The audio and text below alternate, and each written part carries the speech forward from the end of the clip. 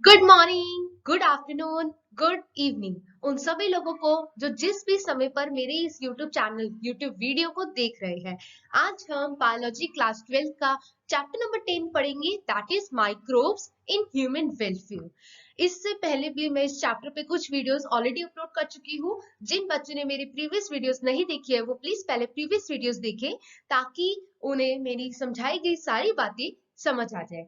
आज हम शुरू करेंगे जो चैप्टर नंबर 10 का लास्ट टॉपिक है उससे, that is microbes as bio control agents. Microbes bio control agents के रूप में कैसे काम करते हैं, आज हम उसके बारे में पढ़ेंगे। इससे पहले हम वीडियो में ये भी पढ़ चुके हैं कि माइक्रोब जो है कितने यूजफुल है, किस तरह से वो हमारी house hold products, industrial products, Suez treatment plant और भी बहुत सारी चीजें जिसे हमने प्रीवियस वीडियो में डिस्कस किया था उसमें किस किस तरह से यूजफुल रहते हैं माइक्रोब्स। तो आज हम माइक्रोब्स बायो कंट्रोल एजेंट्स में कैसे यूजफुल रहते हैं, बायो कंट्रोल एजेंट्स के रूप में कैसे यूजफुल रहते हैं उसके बारे में डिस्कस करेंगे। तो जानने के लिए वीडियो को एंड तक जरूर देखना स्टूडेंट्स। बायो कंट्रोल क्या होता है? Bio control refers to the use of biological methods for controlling plant diseases and pests। Bio control term जो है वो इसलिए यूज की जाती है ताकि ये सारे बायोलॉजिकल मेथड्स को इन्वॉल्व करती है। जो भी बायो से रिलेटेड मेथड्स होते हैं उसके लिए, for controlling plants diseases and paste. Plants को भी डिसीजेस हो जाती है, वायरल डिसीजेस हो जाती है, बैक्टीरियल डिसीजेस हो जाती है, तो उनको कंट्रोल करने के लिए माइक्रोब्स का ही यूज किया जाता है। तो ये माइक्रोब्स जो होते हैं स्टूडेंट्स वो बायो कंट्रोल एजेंट्स के रूप में यूज किए जाते हैं। पेस्ट आप सभी लोगों को पता होगा, जो भी प्लांट में अनवांटेड डिसीजेस फैलाते हैं, that is known as pest. In modern society, these problems have been tackled increasingly by the use of chemicals, by use of insecticides and pesticides। आज की मॉडर्न सोसाइटी में ये जो प्रॉब्लम है कि प्लांट की डिसीजेस को कैसे सॉल्व किया जाए, जैसे हम ह्यूमन में डिसीजेस होते हैं तो हम सीधा डॉक्टर के पास जाते हैं या हमें कुछ मेडिसिन पता है जिसकी वजह से हम खुद से ही ठीक हो जाते हैं। सिमिलरली प्लांट्स की भी कुछ डिसीजेस हो जाती है जिसे ठीक करना बहुत जरूरी होता है। देखो प्लांट कितने इंपॉर्टेंट है हमारे लिए।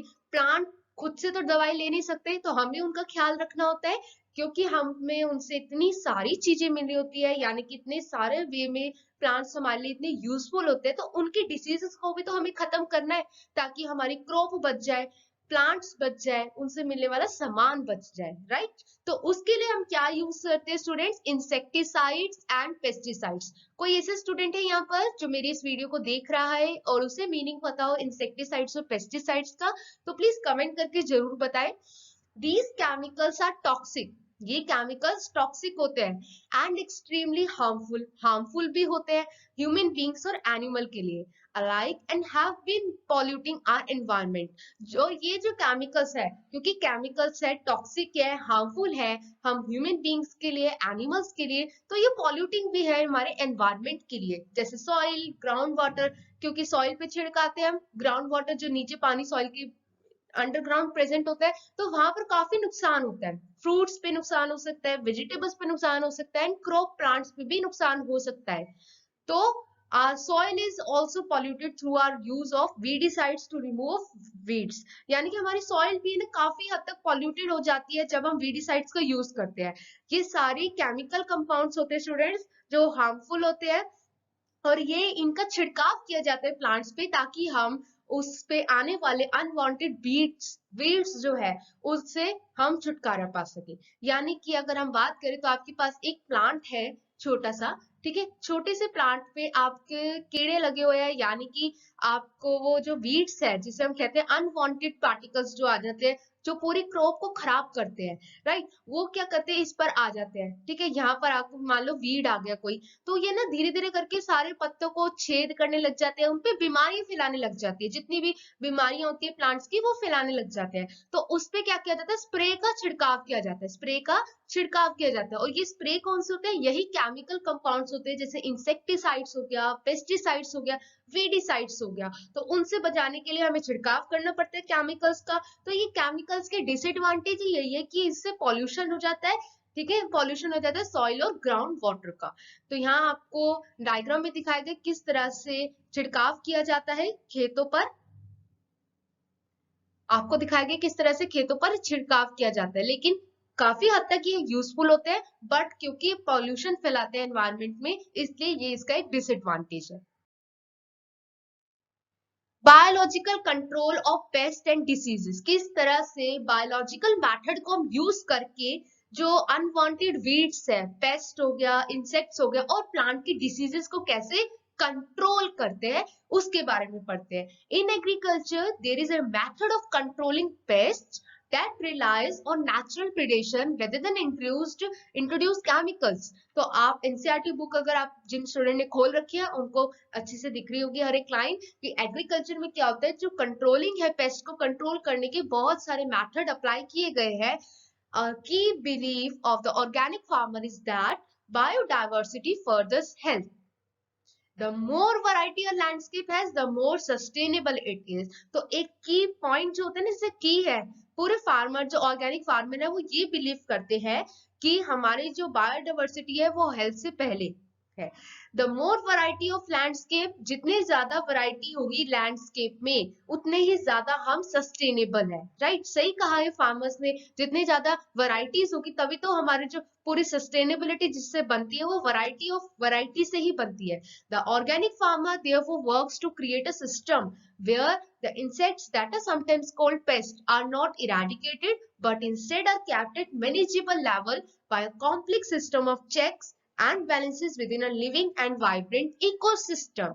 यानी कि जो ऑर्गेनिक फार्मर है वो वर्क ऐसे तरीके से कर रहे हैं ताकि वो एक ऐसा सिस्टम क्रिएट कर सके कि जो इंसेक्ट्स होते हैं, जिसे हम कभी कभार क्या कहते हैं, पेस्ट कहते हैं। पेस्ट मतलब इंसेक्ट जो प्लांट्स को खराब करते हैं, उनका क्या इस तरह से मैनेज करे कि वो कॉम्प्लेक्स सिस्टम में भी बैलेंस कर सके इकोसिस्टम को।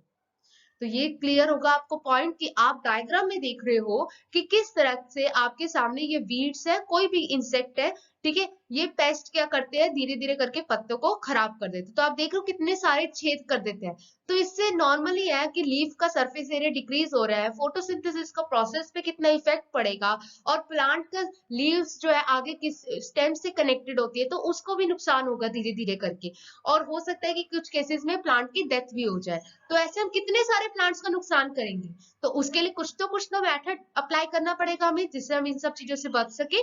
तो भी हमारे पास आया biological control of pest and diseases. इसी तरह से आप नीचे वाले डायग्राम में देखोगे तो आपको दिखेगा कि किस तरह से ये अर्थवर्म है जो जमीन में रहते हैं, जमीन की सॉइल को खराब करते हैं, फर्टिलिटी को खराब कर देंगे। तो अगर नीचे रूट से ही आपको अच्छी फर्टिलिटी नहीं मिलेगी तो प्लांट कैसे ग्रो अप करेगा। यू कैन थिंक कि कितना बड़े पैमाने पर, लार्ज स्केल पर हमें नुकसान हो सकता है। Contrary to the conventional farming practices, which often use chemical methods to kill both useful and harmful life forms indiscriminately, this is a holistic approach that seeks to develop an understanding of the webs of interaction between the organisms that constitute the field fauna and flora। अब contrary जो भी हमारे पास farming practices अभी हो रही है उस पे ध्यान दे तो वो ज्यादातर क्या यूज करते हैं, केमिकल मेथड्स का यूज करते हैं ताकि वो चाहे यूजफुल हो या हार्मफुल हो। ठीक है, चाहे यूजफुल हो, यूजफुल तो है ही, और हार्मफुल भी है हमारे लिए, क्योंकि अभी बताया कि लाइफ फॉर्म्स के लिए वो इनडिस्क्रिमिनेटली हार्मफुल ही है। तो ये होलिस्टिक अप्रोच बन जाती है कि अब इसमें ऐसा क्या करें हम, क्योंकि इसके यूजफुल तो है ही लेकिन साथ में नुकसान भी हो रहा है इससे। Thus, the use of biocontrol measures will greatly reduce our dependence on toxic chemical and pesticides। तो इससे क्या हो रहा है कि हम जो बायोकंट्रोल मेजर्स को अप्लाई कर रहे हैं, यूज कर रहे हैं, वो हमारे डिपेंडेंस को कम कर रहा है, किस पे, टॉक्सिक केमिकल एंड पेस्टिसाइड्स पर। यानी कि हमने कुछ ऐसे मेथड्स को डेवलप किया है जिससे हम टॉक्सिक केमिकल्स और पेस्टिसाइड्स को ज्यादा यूज नहीं कर रहे हैं। An important part of the biological farming approach is to become familiar with the various life forms that inhabit the field।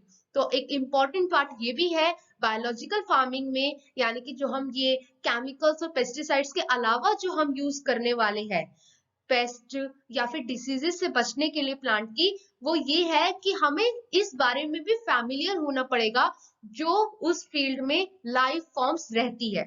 यानी कि आप ध्यान दो तो तो अभी मैंने आपको बताया कि किस तरह से अर्थवर्म सॉइल को नुकसान, उसकी फर्टिलिटी को रिड्यूस कर रहे हैं, but one thing is that वो हेल्पफुल है हमारी वर्मिंग कंपोस्टिंग में, राइट। वर्मिंग कंपोस्टिंग के बारे में फिलहाल इस चैप्टर में नहीं है, तो हम जब चैप्टर में आएगा तो हम डिस्कस करेंगे। तो वर्मिंग कंपोस्टिंग के बारे में भी काफी हेल्पफुल है। तो हमें इस बात को भी ध्यान में रखना होगा कि अगर हम केमिकल्स का छिड़काव कर रहे हैं, उन पे नुकसान हो रहा है, तो वो हमारे लिए यूजफुल भी है, क्योंकि वो अलग तरीके से हम पे काम कर रहे हैं, हमारे लिए यूजफुल है वो। Predators as well as pest and also their life cycle, जितनी भी उनकी खुद की लिविंग साइकिल्स चल रही होती है उसके लिए तो वो यूजफुल है। Patterns of feeding and the habitat they prefer, जो उनका फीडिंग का पैटर्न है, अगर वो इसे नहीं खाएंगे तो वो कैसे जिएंगे। तो उनका, उनकी तरफ से अगर हम देखें, एक लिविंग फॉर्म्स की तरफ से देखें, अर्थ फॉर्म की तरफ से देखें, तो वो चीज उनके लिए यूजफुल है, बट हमारे लिए वो चीज हार्मफुल है। तो वही आपको समझाने की कोशिश कर रहे हैं कि उनका जो पैटर्न ऑफ फीडिंग है और जो जिस तरह से वो रहते हैं, हैबिटेट्स, उसको भी हमें प्रेफर करना पड़ेगा। This will help develop appropriate means of bio control. इसीलिए हमने एक एप्रोप्रिएट मीन्स लाए हैं, दैट इज बायो कंट्रोल का। हमें एक अच्छे तरीके से उसको लाना पड़ेगा ताकि दोनों तरफ से हमें फायदा हो, किसी एक तरफ से हमें नुकसान ना हो। एग्जाम्पल जो है bio control of pest and diseases के, very familiar beetle and red black markings, आपने देख रखा होगा लेडी बर्ड को। Lady bird and dragon flies जो है वो बहुत ज्यादा यूजफुल है। इस तरह से गेट रीड ऑफ का मतलब होता है छुटकारा पाने के लिए मॉस्किटोज वगैरह से, ये बहुत सारे यूजफुल है। यानी कि जो मॉस्किटोज वगैरह ऑफिड्स आ जाते हैं प्लांट्स पर और प्लांट्स को नुकसान पहुंचाते हैं, तो lady bird and dragon flies जो है वो एक तरह से एग्जाम्पल है बायो कंट्रोल पेस्ट का, कि वो उन पर होते हैं और उनसे एक तरफ से हेल्प करते हैं। An example of microbial bio control agent that can be introduce in order to control butterfly caterpillars is the bacteria Bacillus thuringiensis। ये स्टूडेंट्स, ये एक एग्जाम्पल है माइक्रोबियल बायो कंट्रोल एजेंट का। दूसरा एग्जाम्पल है, पहला एग्जाम्पल है lady bird and dragon fly, दूसरा एग्जाम्पल है माइक्रोबियल बायो कंट्रोल एजेंट का, दैट इज बीटी। इसे शॉर्ट में बीटी लिखते हैं, B and T, B capital and T small. Bacillus thuringiensis एक बैक्टीरिया का नाम है जो क्या करते हैं, कंट्रोल करते हैं बटरफ्लाई कैटरपिलर्स को। बटरफ्लाई के जो कैटरपिलर्स है जो प्लांट्स में बॉर्न होते हैं, दैट इज कंट्रोल्ड होते हैं किसकी वजह से, बैसिलस thuringiensis की वजह से। A biological control being developed for use in the treatment of plant disease is the fungus trichoderma. एक बायोलॉजिकल कंट्रोल है जो डेवलप किया जाता है और ट्रीट किया जाता है प्लांट डिसीज के लिए, जो किसके द्वारा होता है, इज द फंगस ट्राइकोडर्मा। यानी कि फंगस ट्राइकोडर्मा जो है उसको एक बायो कंट्रोल के रूप में डेवलप किया गया है। Trichoderma species are free living, ये फ्री लिविंग होती है fungi that are very common in the root ecosystem, root वाली जगह पर ज्यादा पाई जाती है। They are effective bio control agents of several plant pathogens, ये बहुत ही ज्यादा इफेक्टिव बायो कंट्रोल एजेंट के रूप में वर्क करती है ज्यादातर प्लांट पैथोजेंस पे। ठीक है, तो लेडी बर्ड भी आपने देख रखी है, ड्रैगन फ्लाइज का डायग्राम भी आपको दिखा दिया गया। अगर आपको नहीं पता तो ये तीन एग्जाम्पल अभी तक आए हैं, नंबर 1 लेडी बर्ड और dragon flies, number 2 bacillus thuringiensis जो एक माइक्रोबियल बायो कंट्रोल एजेंट के रूप में वर्क करती है, जो क्या करते हैं, कंट्रोल करते हैं बटरफ्लाई के कैटरपिलर्स को। एंड तीसरा उसके पास क्या है, फंगस ट्राइकोडर्मा। फंगस ट्राइकोडर्मा भी रूट इकोसिस्टम में एक इफेक्टिव बायो कंट्रोल एजेंट्स के रूप में वर्क करता है पैथोजेंस के अगेंस्ट। दीज बीटी कॉटन, यानी कि जो अभी हमने बीटी कॉटन के बारे में पढ़ा था सेकेंड एग्जांपल में, वो अवेलेबल होते हैं in the sachets as dried spores which are mixed with water and spread onto vulnerable plants such as brassicas and fruit trees where these are eaten by the insects larvae. तो यहाँ पर क्या होते हैं, BT cotton जो होते हैं वो कहाँ प्रेजेंट होता है, ड्राइड स्पोर्स में, सूखे हुए जगह पर ज्यादा प्रेजेंट होते हैं। उसको फिर मिक्स किया जाता है, क्योंकि वो सूखे हुए होते हैं तो उसे वाटर के साथ और मिक्स किया जाता है और स्प्रे किया जाता है कुछ प्लांट्स पे। कौन कौन से प्लांट्स पे, ब्रासिकास हो गया या फ्रूट ट्रीज होगी, कोई भी फ्रूट ट्री हो गई या ब्रासिकास हो गया, उस पे छिड़काव किया जाता है इसका। फिर where these are eaten by the insect larva, जो इंसेक्ट्स के लार्वे होते हैं वहां से इनको खाया जाता है। In the gut of the larva, जो लार्वा का जो गट होता है उसमें द टॉक्सिन इज रिलीज, उनके टॉक्सिन में ये रिलीज हो जाता है। द लार्वा गेट किल्ड, और इससे क्या होता है, जो लार्वा होता है वो किल्ड हो जाता है। अब आपको थोड़ा सा इसकी अंडरस्टैंडिंग कुछ स्टूडेंट्स को हो रही होगी, कुछ स्टूडेंट्स को नहीं हो रही होगी। मान लो आपके पास एक प्लांट है, ठीक है, ये बहुत बड़ा खेत है, ठीक है, मान लो ये सारा खेत है, इस पे आपको एक प्लांट का डायग्राम दिखा रही हूँ मैं। तो ये आपके पास प्लांट है, इसमें बहुत सारी पत्तियां हैं, जैसे भी आप इमेजिन करते हो वैसे, ठीक है, ये आपके पास है। अब इस पे क्या हो रहा है कि एक वीड आ गया, पेस्ट आ गया, अब अनवांटेड जो भी है, जो प्लांट्स के लिए नुकसानदेही है, उसकी बात कर रही हूँ मैं। तो आपके सामने ये आ गया वीड, जो रेड मार्क है दैट इज वीड। अब क्या हुआ यहाँ पर कि जो बीटी कॉटन है आपके पास, बीटी कॉटन, ठीक है, ये आपके पास बीटी कॉटन नाम का जो बायो कंट्रोल एजेंट है वो आया, उसको क्या किया, वो ड्राइड स्पोर्स पे प्रेजेंट हो जाए तो उसको वाटर के साथ मिक्स कर दिया, ठीक है, उसको वाटर के साथ मिक्स कर दिया तो अब वो वेट हो गया, राइट, और फिर उसको स्प्रे किया जा रहा है, उसको स्प्रे किया जा रहा है किस पर, प्लांट पर। अब प्लांट के द्वारा उसको स्प्रे किया जा रहा है, तो वीड को क्या पता कि कुछ आ रहा है, कुछ आ रहा है, तो जो आ रहा है उसको ले लेते हैं, ठीक है। अब वीड जो है उसको लेने में लग गया, अब वो ले रहा है तो क्या हुआ, उसकी जो गट है वीट की, वीट जो है, जो पेस्ट है, वो इंसेक्ट है, आप कुछ भी समझ लो, कोई भी अनवांटेड पार्टिकल जो प्लांट में डिसीज फैलाने की कोशिश कर रहा है, ठीक है, उसने उसको लिया, टॉक्सिन रिलीज हो गया, क्योंकि क्या है, ये सब केमिकल्स है, राइट, तो टॉक्सिन रिलीज हो गया। अब क्या हुआ, क्योंकि बीटी कॉटन के द्वारा एक टॉक्सिन रिलीज होता है, इसके बारे में आप अभी 12th चैप्टर में आगे पढ़ोगे, तो टॉक्सिन रिलीज होता है, तो वो क्या होता है, इससे उसका जो लार्वा है वो किल हो जाता है। किसका लार्वा किल हो जाता है, जो अनवांटेड वीड्स है, इंसेक्ट्स है, उनका।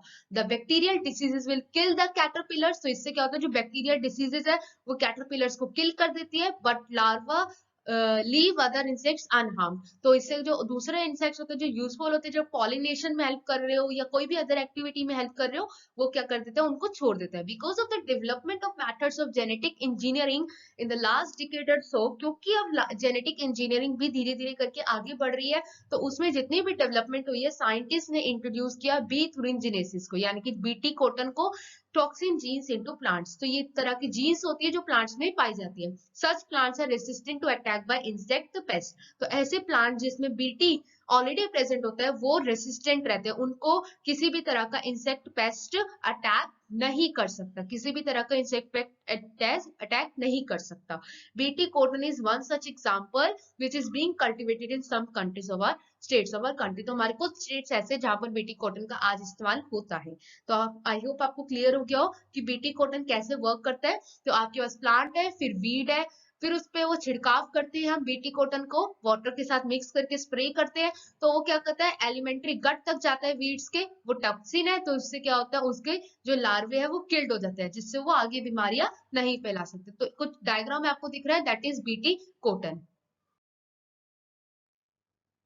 बाय बैक्यूलोवायरस हमारे पास एक तरह का पैथोजन है that attack insects and other arthropods. जो अदर इंसेक्ट हो गए या आर्थ्रोपोड्स हो गए, उसको अटैक करने वाला एक पैथोजन कौन है, बैक्लोवायरस। बैक्लोवायरस ये बहुत इंपॉर्टेंट एग्जांपल है students, neat and NCERT point of view से, क्योंकि आपसे क्वेश्चन डायरेक्ट पूछा जाएगा ज्यादा मार्क्स में कि किस तरह से जो माइक्रोब्स है वो bio control pest and disease में हेल्प करते हैं। तो आपको इन्हीं सब के एग्जांपल देने होंगे, बायो बीटी कोटन हो गया, बैक्लोवायरस हो गया, फिर उसके बाद ड्रैगन फ्लाई और रेड लेडी बर्ड, ये सारे example. The majority of baculovirus are used as biological control agents are in the genus nucleopolyhedrovirus, यानी कि इस जीनस में इसकी न्यूक्लियोपॉलीहेड्रोवायरस की जीन्स में पाए जाते हैं baculovirus. These virus are excellent candidates for species specific narrow spectrum. ये जो वायरस होते हैं बहुत ही ज्यादा अच्छे होते हैं, क्योंकि वो एक स्पेसिफिक स्पीशीज पे ही टारगेट करते हैं। Application, narrow spectrum application, they have been shown to have no negative impacts on plants, mammals, birds, fishes और इवन नो टारगेट इंसेक्ट्स। तो ये माना गया है, ये ऑब्जर्व किया गया कि इनका कोई नेगेटिव इम्पैक्ट, इससे कोई नुकसान नहीं होता प्लांट्स पर, मैमल्स पर, बर्ड्स पे, फिश पे और कोई भी इंसेक्ट हो उस पर, सिर्फ ये वीड्स को अटैक करते हैं। This is specially desirable when beneficial insects are being conserved to aid in an overall integrated pest management program। overall integrated pest management program में ये help करते हैं। और when an ecological sensitive area is being created, तो इस जगह पर ये overall work करते हैं और इनसे कोई भी negative impact नहीं पड़ता। ये न्यूक्लियोपॉलीहेड्रोवायरसेस जीन से obtained हुए होते हैं और ये specific species पर ही direct involve होते हैं। Microbes as biofertilizers. Biofertilizers क्या होते हैं students? Are organisms that enrich the nutrient quality of the soil. Biofertilizers वो organisms होते हैं जो soil की nutrient quality को increase कर देते हैं. Bio फर्टिलाइजर्स यानी कि बायो मतलब लिविंग ऑर्गेनिज्म, लिविंग ऑर्गेनिज्म, सो फर्टिलाइजर यानी कि न्यूट्रिएंट क्वालिटी को रिच कर देते हैं सॉइल की, क्योंकि एक फर्टिलाइजर एक मीन है जिससे न्यूट्रिएंट क्वालिटी जो होती है वो इंक्रीज हो जाती है. The main sources of bio fertilisers are bacteria, fungi and cyanobacteria. जो मेन सोर्सेज होते हैं बायो फर्टिलाइजर्स के वो कौन कौन से होते हैं? बैक्टीरिया होते हैं, फंजाई होते हैं और साइनोबैक्टीरिया होते हैं, right. These bacteria fix atmospheric nitrogen into organic forms. ये जो बैक्टीरिया होते हैं वो एटमॉस्फेरिक नाइट्रोजन को ऑर्गेनिक फॉर्म्स में कन्वर्ट करते हैं, which is use by the plant as nutrient. जो प्लांट के द्वारा यूज किया जाता है एज अ रूप, किसके रूप में? न्यूट्रिएंट के रूप में. Other bacteria can fix atmospheric nitrogen while free living in the soil. Other bacteria जो होते हैं वो एटमॉस्फेरिक नाइट्रोजन को फिक्स करते हैं जब वो फ्री लिविंग होते हैं सॉइल में, जिसका एग्जाम्पल है एजोस्पिरिलम और एजोटोबैक्टर. एजोस्पिरिलम और एजोटोबैक्टर भी एक तरह के फ्री लिविंग ऑर्गेनिज्म है जो नाइट्रोजन फिक्स करते हैं सॉइल में, थस एनरिच कर देते हैं नाइट्रोजन के कंटेंट को सॉइल में नाइट्रोजन की कंटेंट को इंक्रीज कर देते हैं. कौन? Azospirillum and Azotobacter. तो बायो फर्टिलाइजर्स क्लियर हुआ आप सभी को? बायो फर्टिलाइजर्स के रूप में कौन कौन काम करते हैं उसके एग्जांपल्स क्लियर हो आप सभी को? तो प्लीज कमेंट करके जरूर बताइएगा. माइक्रोब्स इस बायोफर्टिलाइजर्स में और एग्जांपल आते हैं, जैसे फंजाई जो हो गया, उसे वो आप सभी को पता है, आप थर्ड चैप्टर में 11th में भी पढ़कर आ चुके हैं और 12th में भी इसके बारे में थोड़ा डिस्कस हुआ था कि फंजाई जो है उसे हम सिम्बायोटिक एसोसिएशन करते हैं वो, ठीक है, माइकोराइजा के साथ, right. Many members of the genus Glomus, एक जीनस है ग्लोमस, वो क्या करते हैं? माइकोराइजा बनाते हैं. The fungal symbiont in this association absorb करता है फास्फोरस को सॉइल से and passes it to the plant. तो जो फंगल सिम्बायोटेंट है यानी कि जो फंगल वाला पार्ट है वो एब्जॉर्ब करते हैं फास्फोरस को सॉइल से और क्या करते हैं? पास करते हैं दूसरे प्लांट की तरफ. Plants having such association show other benefits also. अगर जिस प्लांट्स के पास सिम्बायोटिक एसोसिएशन है वो अलग अलग बेनिफिट्स भी शो करते हैं, जैसे कि वो रूट बॉर्न पैथोजेंस की रूट पर कोई पैथोजन अटैक ना करे तो उसके लिए हेल्प करते हैं. Tolerance to salinity and drought, सूखापन और नमक खारी चीजों से सैलिनिटी से टॉलरेंस करने में हेल्प करते हैं. And an overall increase in the plant growth and development, overall plant growth and development में भी हेल्प करते हैं, ठीक है. ये एग्जांपल्स क्लियर हो गए. Cyanobacteria are autotrophic microbes widely distributed in aquatic and terrestrial environments, many of which can fix atmospheric nitrogen. Example Anabaena, Nostoc and Oscillatoria. ठीक है, साइनोबैक्टीरिया ऑटोट्रॉफिक माइक्रोब्स होते हैं स्टूडेंट्स. ऑटोट्रॉफिक का मतलब होता है वो ऑर्गेनिज्म जो सनलाइट की प्रेजेंस में अपना खाना खुद से बनाते हैं. वो ऑर्गेनिज्म होते हैं जो एक्वेटिक और टेरेस्ट्रियल लैंड में काफी हद तक वाइडली डिस्ट्रीब्यूटेड होते हैं, फैले हुए होते हैं और ये क्या करते हैं? फिक्स करते हैं एटमॉस्फेरिक नाइट्रोजन को, जिनके एग्जांपल है एनाबीना, नोस्टोक एंड ओसिलेटोरिया. ठीक है. इन पैडी फील्ड साइनोबैक्टीरिया एक इंपॉर्टेंट बायो फर्टिलाइजर के रूप में इस्तेमाल किए जाते हैं. Blue green algae also add organic matter to soil. जो ब्लू ग्रीन एल्गी हो गया यानी कि साइनोबैक्टीरिया ही होता है ब्लू ग्रीन एल्गिया, वो क्या करता है? ऑर्गेनिक मैटर ऐड करते हैं सॉइल में और फर्टिलिटी को इंक्रीज करता है, राइट. फर्टिलिटी को इंक्रीज करता है. In our country, a number of biofertilizers are available commercially in the market and farmers use करते हैं इन्हें रेगुलरली अपने फील्ड में, मार्केट में अवेलेबल होते हैं ताकि टू रिप्लेनिश सॉइल न्यूट्रिएंट्स को वापस लाने के लिए, to reduce dependence on chemical fertilisation, ताकि वो अपनी जो डिपेंडेंस है केमिकल फर्टिलाइजर्स पे, जिसपे हमने स्टार्टिंग में डिस्कस किया था कि उसके फायदे तो है लेकिन नुकसान ज्यादा है, ठीक है. तो इससे डिपेंडेंस को कम करते हुए वो किसका यूज कर रहे हैं? बायो फर्टिलाइजर्स का यूज कर रहे हैं. तो इस तरह से आई होप आपको क्लियर हुआ हो कि बायो फर्टिलाइजर्स किस तरह से काम करते हैं और उसके एग्जांपल्स क्या है. एजोटोबैक्टर और साइनोबैक्टीरिया आ गया आपके पास, एनाबीन, नोस्टोक, ओसिलेटोरिया, ये सारे इसके एग्जांपल्स हैं. तो अगर आपको फ्रेंड्स मेरा वीडियो अच्छा लगे तो please like, thumbs up button जरूर दबाना. कोई भी डाउट हो तो कमेंट कर दीजिए या फिर आप कोई मुझे फीडबैक देना चाहते हो तो please comment show me in the comment section. Share कर अपने दोस्तों के साथ, एंड सब्सक्राइब करना ना भूलें. साथ में बने उस बेल आइकन के को भी प्रेस कर देना स्टूडेंट्स, ताकि आपको मेरी वीडियो की नोटिफिकेशन सबसे पहले मिले. Thank you so much.